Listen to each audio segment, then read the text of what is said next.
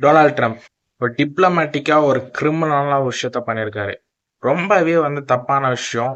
And இந்த விஷயம் என்ன ப்ராப்ளம் அண்ட் என்ன மாதிரி விஷயம் பண்ணா அதை டேக்கிள் பண்ணலாம் அப்படின்றத கம்ப்ளீட்டா அனலைஸ் பண்ணி நான் சொல்றேன். ஃபர்ஸ்ட், அமெரிக்கா டொனால்ட் ட்ரம்ப் என்ன பண்ணாரு? H1B விசாவை ஒரு காசு அதிகமா வச்சுட்டாரு.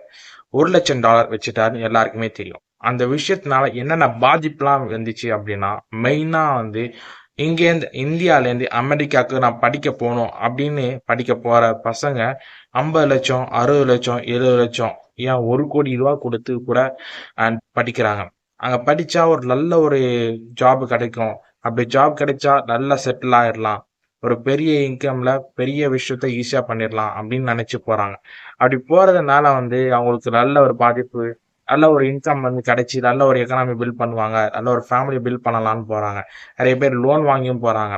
அப்படி இருக்கிறவங்க இப்போ கூட 1 கோடி ரூபா கொடுக்கணும் அப்படின்னு நினைச்சு சொன்னாங்க அப்படின்னா என்ன பண்ணுவாங்க? அது ஆல்ரெடி அமெரிக்கன்ஸுக்கு வேலை கிடைக்க மாட்டேங்குது. இந்தியன்ஸ் எல்லாமே தூக்கிட்டு போயிடுறாங்க வேலை எல்லாமே அப்படின்னு சொல்லிட்டு அமெரிக்கா இந்தியன்ஸுக்கு வேலை கொடுக்காம இருக்காங்க. ஏன் விசா கொடுத்தாச்சும் வேலை கொஞ்சமாச்சும் கிடைக்குமே அப்படின்னு நினைக்கிறாங்க. அதுவுமே இல்லை. ஜஸ்ட் பை ரொம்ப ஒர்ஸ்டான சுச்சுவேஷன் இந்த சுச்சுவேஷன். ஸ்டூடெண்டா என்ன பண்ணணும் அப்படின்னா, 50 லட்சம் போனா போதுன்னு சொல்லிட்டு இந்தியாவுக்கு வந்தாதான் அதுதான் பெஸ்ட் சுச்சுவேஷனை தவிர்த்து அதான் பெஸ்டான ஹேண்டலிங்கை தவிர்த்து வேற எதுவுமே கிடையாது. ஏன் அப்படி நான் சொல்றேன் அப்படின்னா, இதுக்கப்புறம் 50 லட்சம்ன்றது அங்க இருக்க இன்கம் அண்ட் எக்ஸ்பென்சஸ் எல்லாமே சேர்த்து பார்த்தீங்க 1 லட்சம் மாறிடும். சரி, 1 கோடி ரூபா மாறிடும். அப்படி மாறின பிறகு ரொம்ப பெரிய இன்கம், ரொம்ப பெரிய ப்ராப்ளம் ஆகும், பேர்டன் அவங்களுக்கு அதிகமாகும், ஜாப் கிடைக்காது, ரொம்ப பெரிய இன்செக்யூரிட்டி தான் இருக்கு. அப்படி எல்லாமே இருக்கிறது காரணம் என்ன அப்படின்னா, ட்ரம்ப்போட டிப்ளமேட்டிக்கான மூவ்னு சொல்லலாம்.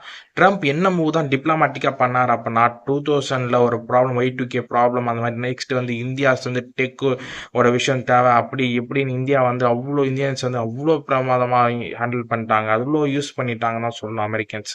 அப்படி யூஸ் பண்ணிட்டு இப்போ ஏஐ வந்தோடனே இந்தியாவின்ஸ் கம்ப்ளீட்டா கழட்டி விடுறாங்க அப்படின்னு நிறைய விஷயம் சொல்றாங்க. அண்ட் இந்தியன்ஸ் அமெரிக்காவுக்கு போய் படிக்கிறது ரொம்ப பெரிய முட்டாள்தனமா அப்படின்னு சொல்லிட்டு நிறைய எக்கனாமிஸ்ட் சொல்ல ஆரம்பிச்சிட்டாங்க.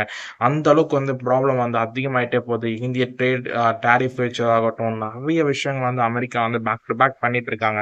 அப்படி எல்லா விஷயத்தையும் டேக்கிள் பண்ணணும் அப்படின்னா பெட்டர் இந்தியாவுக்கு இந்தியாவில் எக்கனாமியை பூம் பண்ணா மட்டும்தான் இந்தியன்ஸ் நல்லா இருக்குமே தவிர்த்து வேற எதுவுமே கிடையாது. ஃபர்ஸ்ட் ஆஃப் ஆல் ஸ்டூடெண்ட் எதுக்கு அமெரிக்கால போய் படிக்கணும் அண்ட் எதுக்காக படிச்சாங்க, என்ன ப்ராப்ளம் ஃபேஸ் பண்ணாங்க அப்படின்றத பார்ப்போமே அகைன்.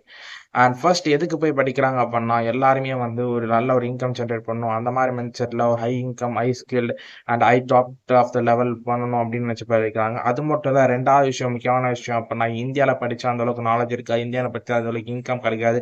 அண்ட் இந்தியா அந்த அளவுக்கு ஸ்டேபிள் கிடையாது. இந்தியா ஒரு சிவிக் சென்ஸ் கம்மியாக இருக்க ஸ்டேட்டு இந்தியா, அந்த மாதிரி அப்படின்ற மாதிரி கம்ப்ளீட்டாக பீப்புள்ஸ் மைண்ட் செட்டில் சோஷியலைஸ்டாக நான் விஷயத்த மைண்ட் செட்டில் கொண்டு வந்துட்டாங்க. அதனால ஒரு ஃபாரின் எக்கனாமியில் ஃபாரின் பீப்புளுக்கு படித்தோம் அப்படின்னா இன்னும் பெட்டராக இருக்கும். நிறைய பீப்புள் லேர்ன் பண்ணிப்பாங்க அப்படின்ற மாதிரி மைண்ட் செட்டில் இருக்காங்க. பட் அது உண்மை கிடையாது. கம்ப்ளீட்டாக இந்தியன் டாமினேட்டில் தான் இருக்காங்க. பட் இந்தியன் எல்லாமே எல்லாம் ஒர்க் பண்ணணும், அமெரிக்கன் கம்பெனிக்கும் அமெரிக்கன் விஷயத்துக்கும் ஒர்க் பண்ணணும், யூஸ் பண்ணிக்கணும் அப்படின்ற அமெரிக்கா மைண்ட் செட்டில் இருக்காங்க. இந்தியன் பீப்புளை யூஸ் பண்ணணும் அமெரிக்கன் மைண்ட் செட்டில் இருக்காங்க. பட் இந்தியன் பீப்புள் வளரணும்னு சொல்லிட்டு இந்தியன் பீப்புள் மைண்ட் செட்டில் இருக்காங்க. இதுதான் ரெண்டு ப்ராப்ளமே தவிர்த்து வேற எதுவுமே கிடையாது. இந்தியன் பீப்புள் கம்பேக் இந்தியாவில் ஒரு கம்பேக் பண்ணாங்க அப்படின்னா ஆட்டோமேட்டிக்கலா சிச்சுவேஷன் சேஞ்ச் ஆகும்.